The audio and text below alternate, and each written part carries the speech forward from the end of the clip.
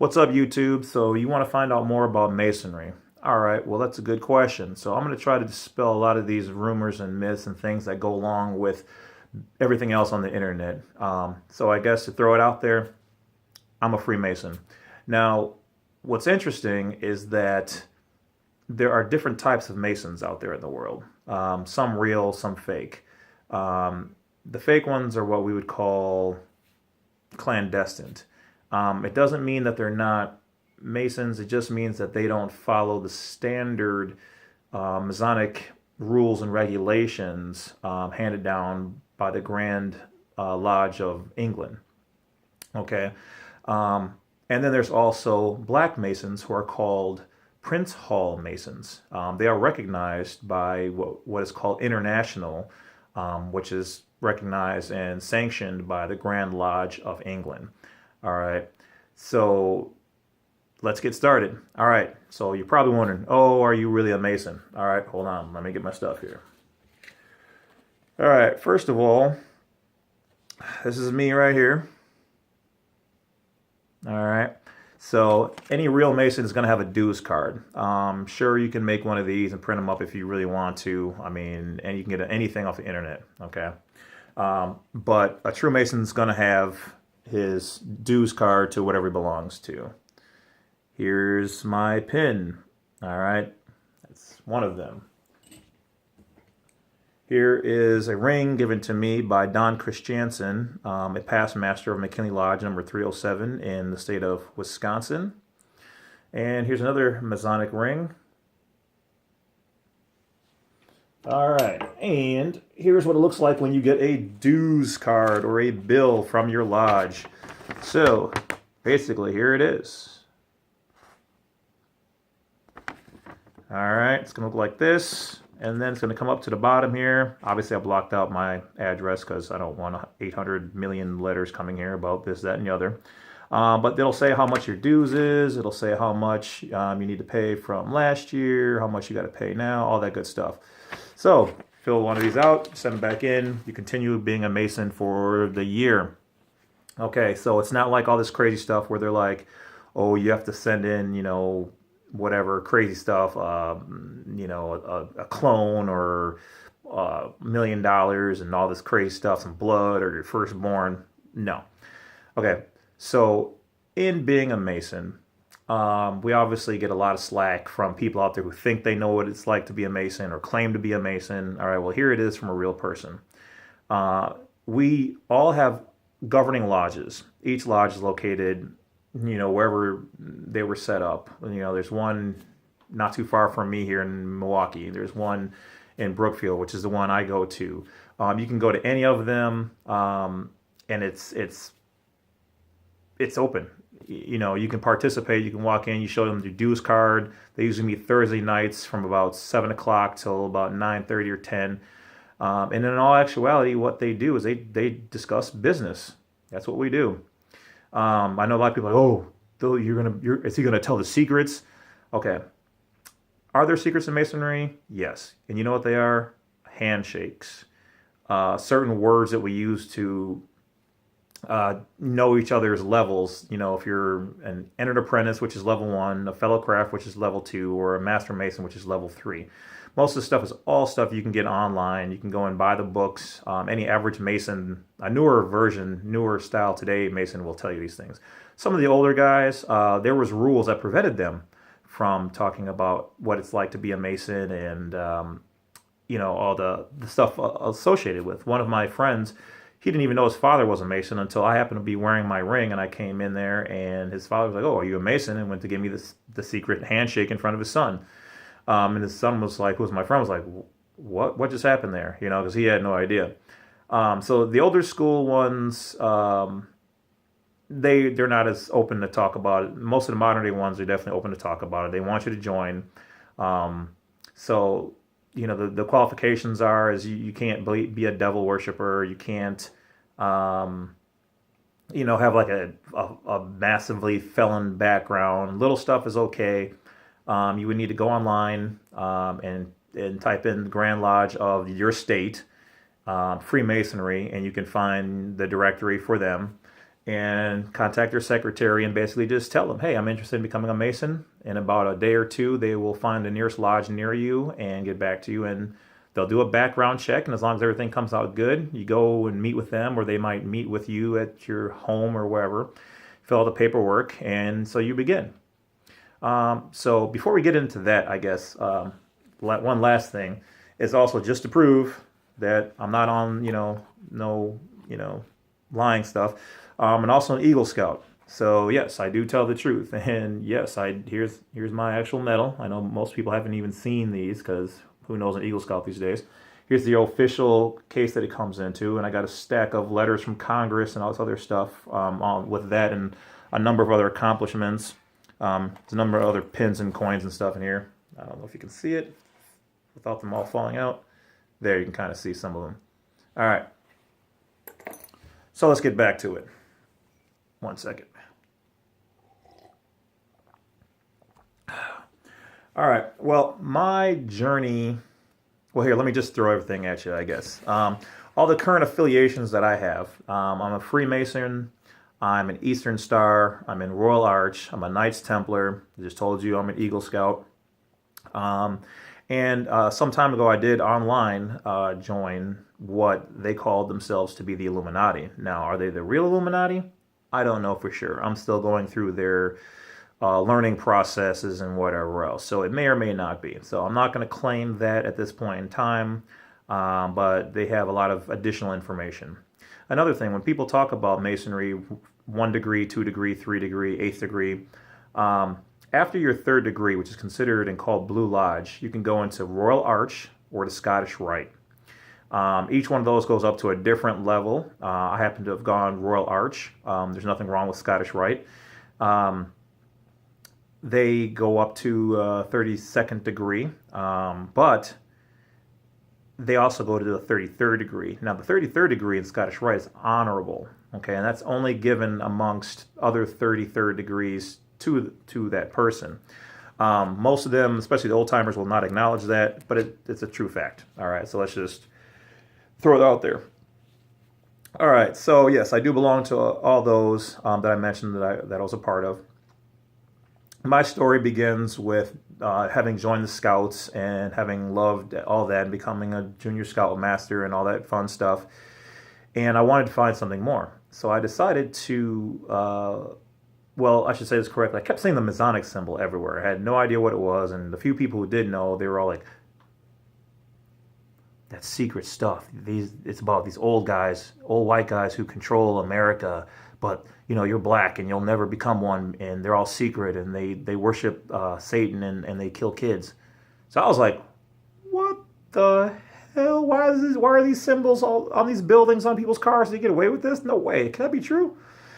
So I did my own research and found a lot of that stuff online, and that's exactly what they said. All right. So I started off reading as much as I could, and believe it or not, as weird as this is going to sound, a guy walks into my store when I was a manager for Auric Floor Care, and he's got the ring on.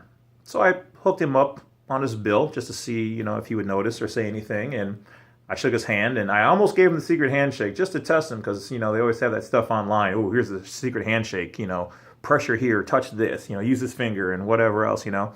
So I started to, and I was like, I don't know. I was like, if it's true, I was like, I don't want to get dead or missing or something. So I didn't, but I just told him, I was like, hey, I was like, 2B1, ask one, right? And he was like, oh, are you a Mason? Because that's one of the things we say.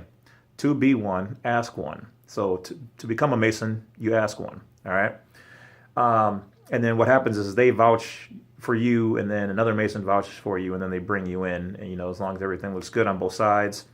You don't have, to back up, you don't have to believe in God to become a Mason. You can have different gods that you believe in. It's just, if you do believe in Satan or whatever else, you're just not going to get along with all the people there. I mean, it's not religious. We do have a Bible and other people's books, the Quran and whatever else available there, Buddhist and whatever else. And they're all displayed upon our altar, which sits in the middle of our room, which is to show appreciation and respect to the grand architect of the universe, which is God, or what we would call God, or, you know, what I particularly call the energy being and the grand architect. So we do represent different types. There's a book called Turning the Hiram Key, which talks about a guy who I believe was agnostic, and he just didn't know, didn't really believe, but he believed in like other things. So in the book, long story short, he believed in a lemon meringue pie, in which the Masons at that particular lodge said, hey, then we will put a lemon meringue pie on the altar and you can worship the lemon meringue pie. We will respect that. And if you want to become a Mason, we will do that for you. And so he did. And he wrote a book about it. Maybe I should write a book too. Anyway, so he went on to become a Mason. So there are ways to become a Mason. You don't have to be, Lutheran or Catholic. And I know there's the whole, some religions are against it. And if you look that stuff up, you actually find out that a lot of it just comes down to money.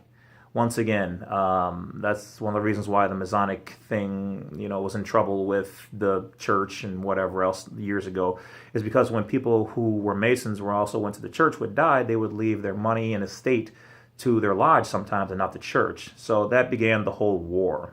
Even some of the old timers still, oh, well, you can't be Lutheran in this or Catholic and whatever. I grow up. These are new days. We don't let all that stuff die. Let all the stupid stuff go. All right. So anyway, most of us are past that, and for us, we meet once a year in the city of Madison, Wisconsin here, and we change our laws. There was a time where we couldn't talk about a lot of stuff openly. We couldn't ask even a best friend to become a Mason because they felt if a person was really that interested, they'll come to you. And get this. 3 times. You had to be denied 3 times. So if you went to your friend, he said no 3 times, and you pursued that last time, then that's when he would make you come to his lodge to see if you wanted to really be a Mason. I am glad we changed that, because good Lord. There was even a time where, and don't get me wrong, let's be honest here, there was a time where even as a black person, I wouldn't have probably been allowed into a white lodge or made a Master Mason in a lodge up here. And I'm happy to tell other people out there that that is no longer the case. That's been done away with years ago. Now, some lodges down in Arkansas, which is also my home state, and places like that might still be kind of like that. And there might be some lodges up north here that might still be like that. But all the ones in the general areas are definitely over that. I've spent time getting to know thousands of Masons and connections across the United States and up here in Canada and Australia and from Germany and Scotland, from my guy Jacques is from, guy Russ is Soul, and all over the place. No problems. No problems. So for you Mason brothers out there who are either in the way south, the way north, still on that old racist stuff, remember your vows. Remember all the stuff you promised to do, to uphold, to be a good person, to help your fellow brother. Never once did it say anything about worrying about what color they are or their sexual orientation or anything like that. So I'm not telling you to, be done with it overnight, but, let's get there. Let's do this. All right. So anyway, and that, like I said, that's a very small percentage because most of those people, unfortunately, let's keep it real, they're dying off, and we're the next generation. So it's our time to run the ship. So anyway, so we do meet, and we all the head people from all the lodges in the area, in the state, or whatever else. Sometimes in 2 and 3 states we'll meet, and we'll change our bylaws and things of that nature. So for me, let's get to the good stuff, right? Everybody wants to know. All right, so do we have anything else that's really secret? Honestly, no. I can tell you straight up, and that's what this video is about, is dispelling the myths.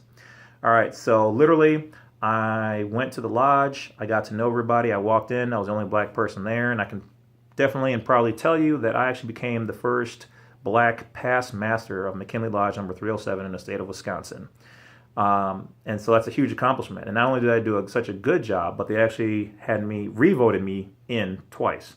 All right, so the first time I went for it, and the second time they voted me in because they really liked how I did it. And to this day, there's still hundreds of people that want me to come back and help them out and whatever else, because I'm very proactive, and I don't look at people for race, color, creed, nationality, sexual orientation, or any of that kind of stuff. None of that matters to me. I grew up in a very diverse situation, in the ghetto, and then also out in the suburbs. So After they accepted my application and everything passed, I later found out that I actually had Masons and Eastern Star in my family. After my father passed away, we went to our family funeral, our cemetery, and I found out that we had that in our family, which I didn't know at the time of trying to become a Mason. Because typically they go, if you have a Mason anywhere in your family or an Eastern Star anywhere in your family, you can become a Mason. Now, that does not exclude you. It just kind of is like a good reference, okay? So I went to a couple dinners and, filled out, did all the rest of the stuff. Now, you're probably, well, what's the rest of the stuff? We do, as you've probably seen on National Geographic and whatever televised stories by the Masons, they do have you go, put on a garb, and they do have you, basically pledge to be a good man and to find other people who are good men and make them men. And each one of these are like plays. They're like stories, basically, ancient stories of merit of what it's like to become a Mason, in the old days and stuff like that. So you go through those 3 levels, and every level has a story. Okay, basically, and every number has a significance. 3s, 5s, 7s, all that stuff. You can look them up anywhere online and find out different people's interpretations for what the level number 3 means. Okay, so the same thing with Masonry. So in all actuality, like I said, they're like plays. Basically, they'll just the life of a Mason, hundreds or thousands of years ago and whatever else. So when I joined this, because I'm a big believer in ancient history and stuff like that, I joined it to find out more about the city of Atlantis, Lemuria, all that kind of stuff, the ancient hidden mysteries, and maybe I'll make another video about that, how it pertains to Masonry. So as time went on, I completed all my things. A lot of stuff you have to put to memory, and once you do that, and actually it's a lot easier nowadays than it was in the old days. Like, you had to have pages of this book. I mean, it was like that thick, memorized, all right? And that's just in the one Blue Lodge. Each one, as you go up, there's other things to do. But it's as much or as little as you want, because when I first joined, I was just a member. I could come and go as I wanted, not a big deal. Then, because people liked me, they were like, well, would you like to become a officer? So I became an officer, and I went through the line very quickly. Usually it's like 1 year per chair that you sit in, and there's like, 1, 2, 3, 4, 5, 6, 7, 8, 9 or 10, something like that, chairs before you can become master. Well, I never expected to become master. I never thought I could become master, and didn't really want to become master because he was the one in charge of everything. So,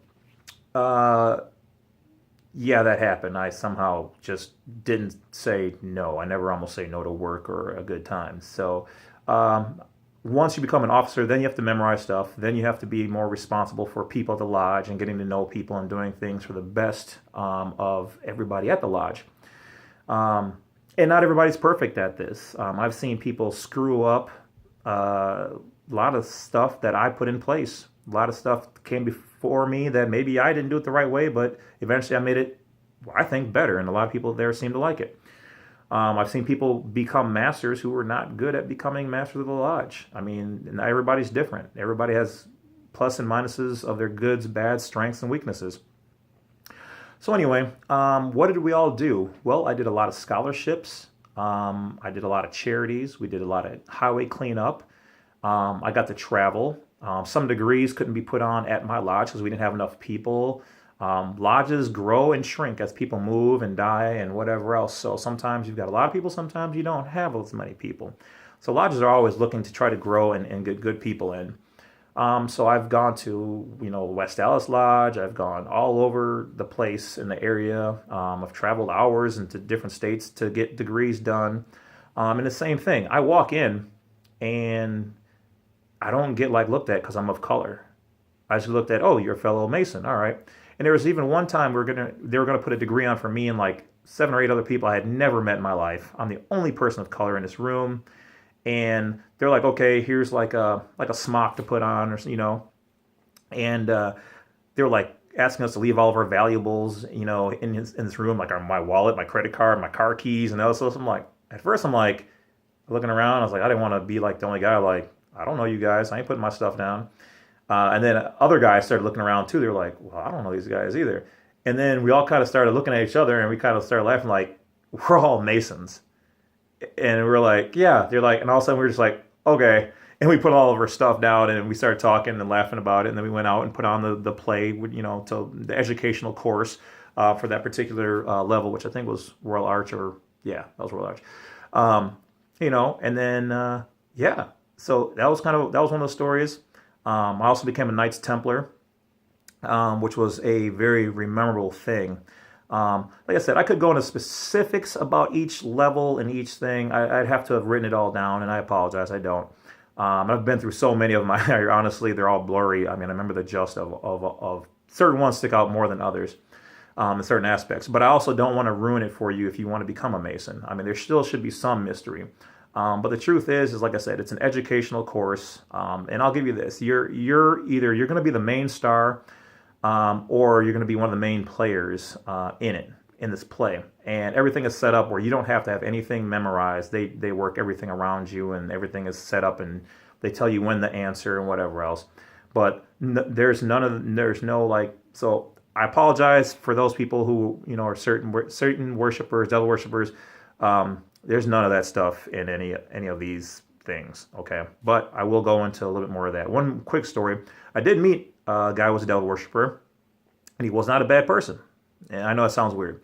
I got to meet him, and long story short, I educated him on stuff and Masons and things about life and how to look at things. And the next time I ran into him, he actually was a believer in God, but a little bit too much. He was now preaching the God gospel at your regular pubs and bars and eateries and things. And I was like, don't I know you? Because it had been 2 or 3 years since I'd seen him. And he was like, yeah, I think I do remember you. And we laughed about it and remembered where we were then. And, he's now on my Facebook, and we're still friends, so that's awesome. But like I said, I wasn't set out to, I'm not out to convert people or anything like that. Not at all. It just happened to be that was the thing. But now as far as past the 3rd level, okay, past the 4th and 7th and 8th and 9th and whatever 10th, 12th level, here's the truth. Officially, everything stops at the 33rd degree. So anybody who's like, oh, I'm a 34th degree, I'm a 35th degree. Is it true or is it not? Well, Grand Lodge of England only recognizes level 33. Now, some people could say, well, maybe they're just above you and blah, blah, blah. I've been in this long enough to tell you the honest truth. I have never once heard of any of that stuff. Now, is it impossible that they could have something above me that they don't want to share? It could be. I've met a lot of Masons, and they've told me a lot of different things, and I've even had Masons from other countries, and I asked them, pulled them to the side, hey, can you teach me some secret stuff, and this, that, and the other, and they told me some interesting inner core stuff from where they're from and whatever else, and they've never once acknowledged that. So can I say 100% fact that there's nothing above there? No, nobody can. But here's the thing, even right now, me and myself, I could say I'm a 35th degree level Mason. I just may not be recognized by Grand Lodge, and Grand Lodge wouldn't sanction it. They would be like, no, he's a Mason up to whatever level, but not that. We don't do that. But now, are there powers that be out there that are above that? There could be. Matter of fact, I will go on record and say there is. Somewhere out there, somebody has made their own levels of things out there. Just like people ask, are the Bonesmen Masons? Or you guys know them? I have never met one Bonesman or anything like that. Now, they go to college, and that's their fraternity on campus, and then a lot of them they become Masons just because they are familiar with secrets and, have the handshakes, and they come from prominent families and things of that nature. So they're almost like a shoo-in, it's like the next evolution. Like I became an Eagle Scout, and then I became a Mason. It's kind of like the next thing. If you want to find more light in Masonry, more light or more knowledge in the world, you do that. So we're not related like that. We don't talk to those people. We don't have any communication with like the Illuminati or the Bonesmen or the, the Bohemian Grove people. That doesn't happen. Now, do some Masons know some of them? Yes. Have some of them become Masons? Yes. And vice versa? Yeah, I'm sure. They're out there. I personally have never met any of them. Now, as far as upper ranks, like I've heard people say, oh, I'm 160th degree, I'm a 360 Mason or whatever else. Like I said, those might exist out there but they are not sanctioned by the Grand Lodge. Grand Lodge officially. Now, can they do it unofficially? It's possible. It's possible. But none of the, and see, here's the thing. A lot of those could be invite only. All right. Or they have to grow. All right. They have to replace their numbers. Now, maybe once you get to the top of the pyramid, they're like, okay, now that Sir Henry has passed away, we need to replace him. So it could be. All right. I'm just giving you the truth. It could be. But officially, nothing past the 33rd exists. I wish there was. And if I ever do, in the course of my life, find out, I will join and I will let you guys know, because that's how it's done. So if for some reason I ever end up missing, just you'll know why. Okay. And truth be told, no, there's nothing up there. Like I said, I wish there was. I've heard people on the radio talking about it. Of course, I perk up. Oh, I'm a 38th degree Satan, Luciferian, Master, Mason, past Master. That guy probably is, and he probably believes he is. And as far as anything else is concerned, he is. He's just not recognized by any official channel. Now, that's not to say that they're not backed, their entire lodge is not backed by millionaires or billionaires or past presidents. They could very well be. And I don't know what they're up to, and that's awesome. Even my lodge to the next lodge, we don't know what the other lodge is doing. We have a newsletter, okay? You can't be an evil organization with a newsletter that gets sent out through standard mail. You can come to my lodge anytime, and I can give you a free tour if you really wanted to see the lodge and have a dinner and meet some people, wives and children and people who sit around and play cards and make dinners. Not an evil organization trying to take over the world. If we are, then apparently all the ones I've ever been to are retired. So, but try to go into Pepsi and see how far you'll get there. You can open up every door in my lodge, and I'll personally take you on a tour, and you can look in there. Ain't nothing hidden.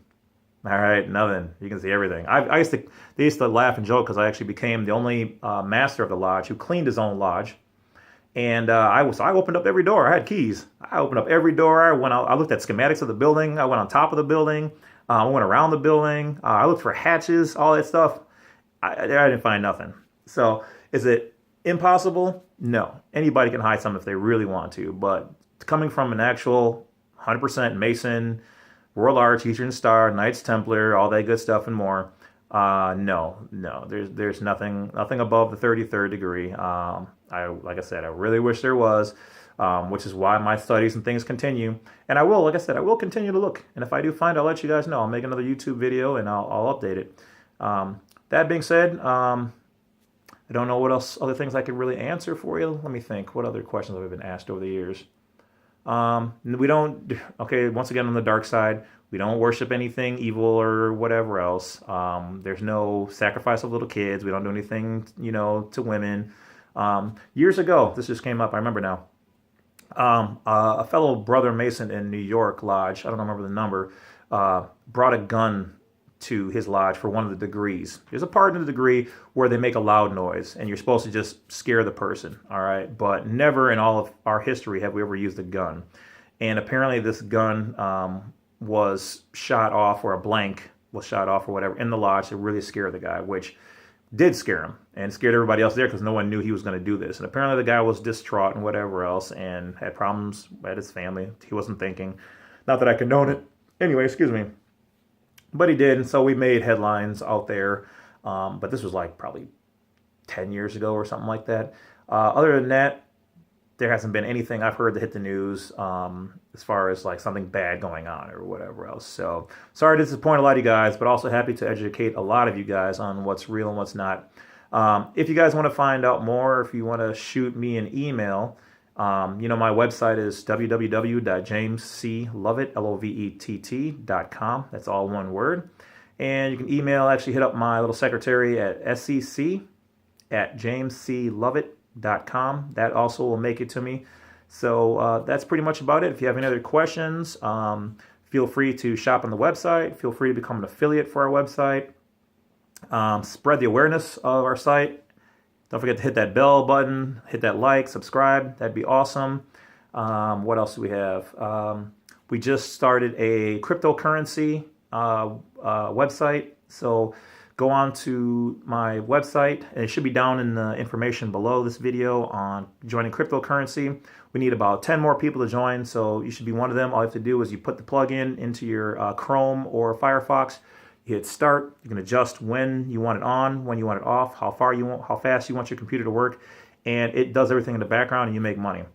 Also, for those people who are into health, which I am into holistic stuff like that, we also have a hemp oil product line. Also should be down in the description information below there. You get a free website. Both of these are all free. Free website. We will drop ship the products for you. The parent company does all that stuff for you. You get a commission. You basically just take the link and put it on your Facebook, Instagram, YouTube, whatever else. And as people join up through you, you get paid extra money on that. Same thing with the cryptocurrency. People join up through you, through me. Everybody makes money. So awesome. If it helps, cool. If not, that's about it. I will catch you guys later. Once again, thanks for watching the video, and I will bring you more information about the world and what's really going on. So stay tuned. Thanks.